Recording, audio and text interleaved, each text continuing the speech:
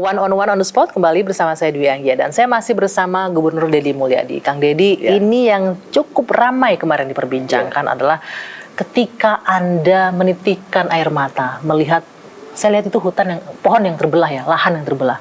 Apa yang terjadi? Anda sepertinya ikatan emosionalnya dengan alam cukup kuat, Kang Deddy. Oh iya, yang pertama adalah Bogor itu adalah Pakuan Pajajaran. Artinya pusat kerajaan Sunda itu dulu di Bogor. Dan kenapa pusat kerajaan Sunda di Bogor? Karena Bogor itu tanah yang subur. Dan kemudian di Bogor itu kekuatannya pada gunung. Makanya Gunung Salaka. Ya. Gunung Salaka, kemudian Gunung Halimun, kan di situ kan. Kemudian itu makanya oleh pemerintah pusat diputuskan menjadi Taman Nasional Gunung Halimun. Ya. Kenapa Taman Nasional Gunung Halimun diputuskan? Sebagai apa? Penjaga ekosistem Tatar Sunda. Dia menjaga dari bencana banjir, dia menjaga dari bencana longsor, dia menjaga dari bencana kekeringan. Dan di bawah itu adalah pusat energi. Maka lahirlah di situ kan ada pengelolaan energi geothermal, Indonesia Power. Nah, kemudian ada yang lebih hebat dari itu. Apa itu? Kandungan emas. Di situ. Ya Bogor kan Ya. yang nambang emas banyak banget, Antam kan di situ. Tetapi leluhur saya itu ngajarin apa?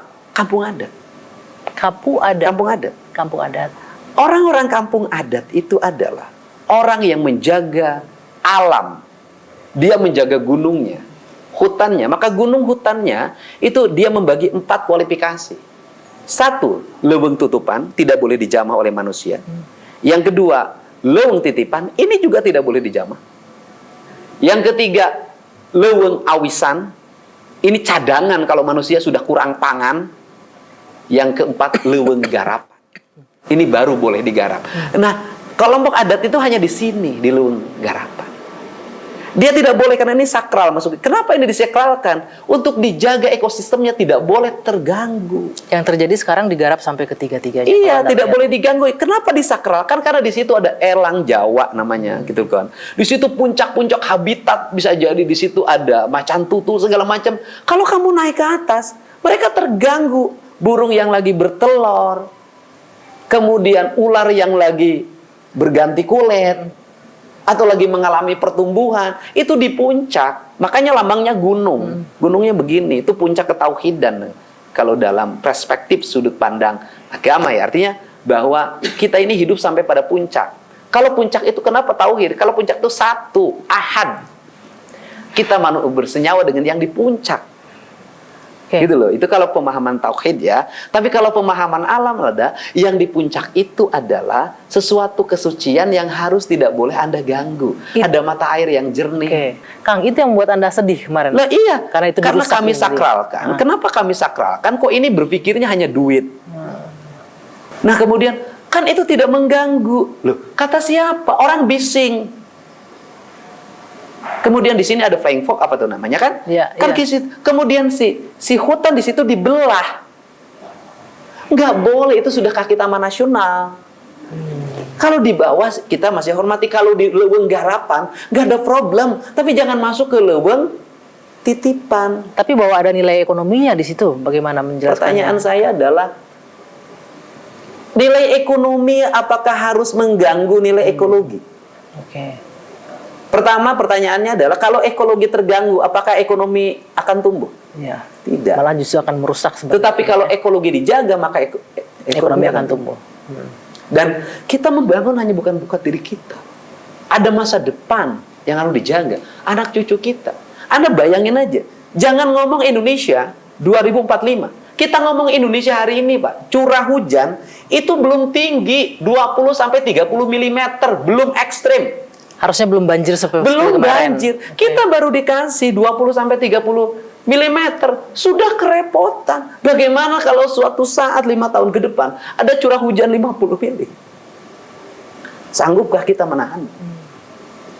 Kesombongan kita tentang ekonomi, kesombongan kita tentang fiskal yang dimiliki, mampukah kita merecovery? Tidak. Jadi ekologi tetap harus yang Pertanyaannya utama, ya? adalah, misalnya dari satu KSO yang diberikan oleh perhutani, bukan perhutani, oleh PTPN untuk kegiatan pariwisata, dengan luas areal 23 hektar. Berapa pendapatan yang didapat oleh mereka, oleh penyelenggara kegiatan? Gitu, satu KSO. Kemudian, berapa recovery yang hari ini harus dibayar oleh negara? Berapa kerugian setiap orang akibat banjir? Berapa biaya negara harus untuk pengerukan sungai, pelebaran sungai, pembebasan tanah? Oke, artinya tidak setimpal dengan harga yang Jauh dibayarkannya. panggang dari Oke, api. baik Kang. Itu kita bicara Jadi kalau soal ngomong alam. nangis, saya nangis. Jadi bukan, ini urusan jiwa dan urusan tanggung jawab. Kenapa? Saya gubernur Jawa Barat. Artinya bahwa saya punya tanggung jawab terhadap seluruh ekologi yang ada di Jawa Barat. Memimpin, itu bukan hanya memimpin manusia. Memimpin itu memimpin yang bukan manusia. Bakteri kita pimpin, virus kita pimpin, mikroorganisme kita pimpin. Kenapa? Karena manusia tidak bisa berdiri sendiri. Ya, tanpa Manusia adanya ekologi. memerlukan siklus. Kita baru diserang sama COVID aja udah kepayahan. Saya bisa merasakan emosinya Iya. Kang Deddy sekarang ini. Iya. Sebegitu pentingnya alam buat Kang Deddy ya. Keseimbangan ekologi itu penting Iya. untuk menopang hidup manusia, bukan sebaliknya ya. Iya. Bukan manusia mengeksploitasi Iya, ekologi. jadi manusia yang numpang di ekologi. Oke. Bukan ekologi yang numpang di manusia. Iya. Seluruh ekologi alam ini mereka tetap hidup tanpa manusia. Iya. Tapi manusia nggak bisa butuh hidup tanpa ekologi. Kang, kita sudah bicara soal alam, soal banjir. Nah, sekarang yang juga yang kebijakan Anda yang baru ini juga cukup menarik perhatian, realokasi Oh, anggaran. realokasi. Saya melihat cita-cita Anda membangun 3.000 gedung sekolah kalau nggak salah, 3.333 ya. Iya. Dengan anggaran pendidikan 3.333 ruang kelas. ruang kelas baru. Bagaimana merealisasikannya? Oke, gini deh. Saya tuh selalu memandang anggaran tuh bukan sesuatu yang harus dipelajari oleh orang-orang hebat. Sederhana. Ibu saya bisa tuh kalau ngelola duit segitu makmur. Selama ini kan teori tentang birokrasi terlalu jelimet. Sekolah saya STH Purnawarman Purwakarta nih di sini. Saya begitu lihat buku anggaran sini, aku buka. Saya misalnya melihat gini, Mbak. Kita ini suka dibohongin oleh isu misalnya anggaran pendidikan harus 30% Ya. atau 20%. Anggaran pendidikan di Jawa Barat 37%, hampir 40%. 11,4 triliun. Tapi apakah alokasinya tepat? Itu kan Isinya pertanyaannya. apa? Ya. Isinya adalah dana TIK. Teknologi Informasi dan Komunikasi. Beli apa itu? Layar pembelajaran digital. Yang menurut Anda nggak penting itu sebenarnya ya. Begini deh. Di Inggris aja orang masih pakai kapur. Manual, masih Di konvensional Indonesia ya. legeg-legegan pakai layar digital. Legek-legekan. Iya kan? Nggak penting ya Kan harusnya. lucu, Mbak. Hah. Itu dicek di kabupaten kota. Layar digital yang tahun yang lalu aja belum dipakai karena ruang kelasnya nggak ada. Jadi peralatannya canggih, tempat belajarnya nggak ada justru. Loh, saya bilang berarti yang penting apa? Ruang kelas. Karena apa kita harus nampung anak-anak Jawa Barat bisa sekolah sampai SMA. Makanya saya lihat berapa anggaran ruang kelas? 60 miliar. Tapi respon dari pihak sekolah dan penyelenggara sekolah gimana dengan Senang. ini? Senang di depan Senang. gubernurnya ya senang kali, di belakang enggak? Benar, Karena senang. mereka, Pak kami ini nggak butuh layar digital, Pak.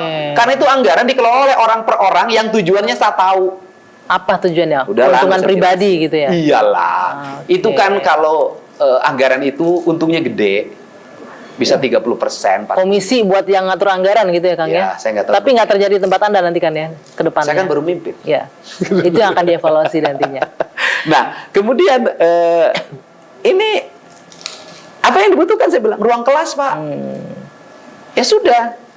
Anggaran ruang kelas berapa? Saya tanya. 60 miliar. Anggaran untuk TIK berapa? 930 miliar. Lebih gede anggaran untuk TIK-nya dibanding Ya ruang udah deh, kelasnya. saya bilang 1,2 triliun anggaran ruang kelas baru dan pembangunan sekolah Kepala baru. baru. Oke, kita akan nantikan apa lagi gebrakan dari Kang Deddy Mulyadi usai jeda sesaat lagi di One on One on the Spot bersama saya Dwi Anggia.